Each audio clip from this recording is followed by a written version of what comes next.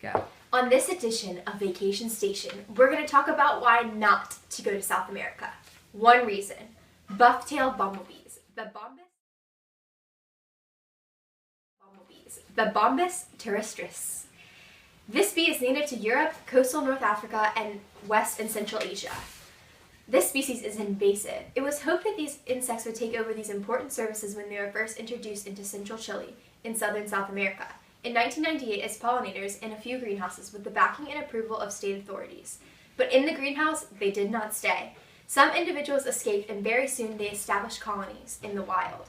Since the late 1980s, this species has been used for commercial pollination of greenhouse-grown tomato crops throughout Europe and in countries where the species is not native, such as New Zealand and Japan.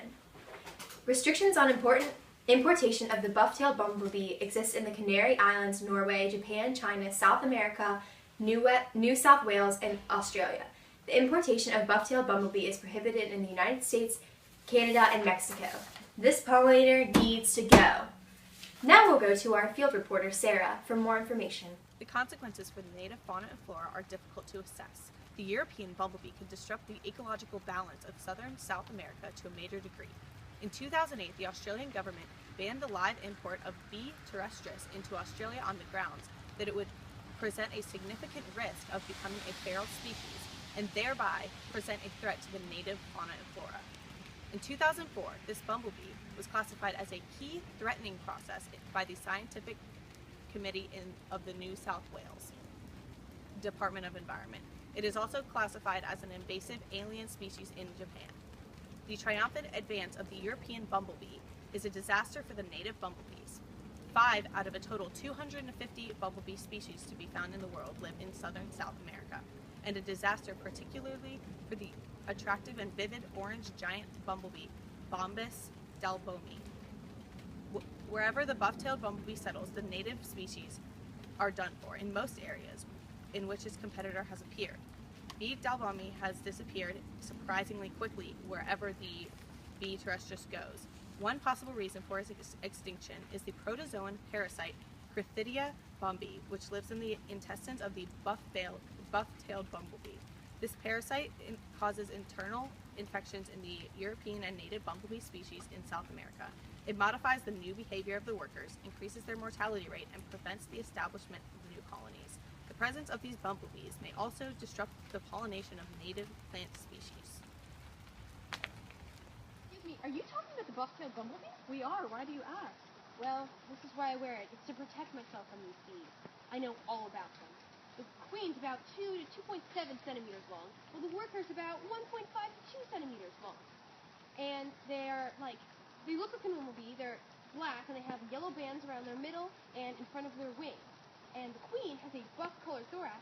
That is why it is called the buff-tailed bumblebee. Now, the bees are very interesting because the queens are the only ones that hibernate during the winter. So the queen comes out. So the first bees you see are the queens. And then she goes out, she tries to find some nectar to feed her brood, and she makes a little ball of it, and she then lays some eggs, and they turn into the first worker bees. And so the worker bees, they are going to raise all the future larvae of the queen into other worker bees.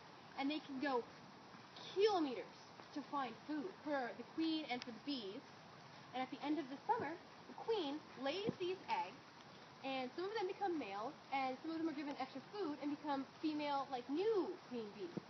Now, the males mate with the queen, and then they die, and then all the worker bees die, and then the old queen dies, and the new queens, they find their own little place to hibernate.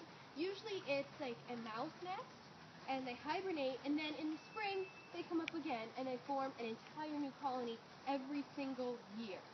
And the scary thing about these bees is as long as they have sunlight and adequate water source, like a nest, like a hole to nest in, and flora from which they can draw nectar from, they can live pretty much anywhere. They can be found in forests, marshlands, coastal areas. They can be found anywhere, and that is the scary part of these bees. So they're basically unstoppable. They are, and there is no solution. There is no solution, everyone, okay? The world is coming to an end. Bees are going to take over.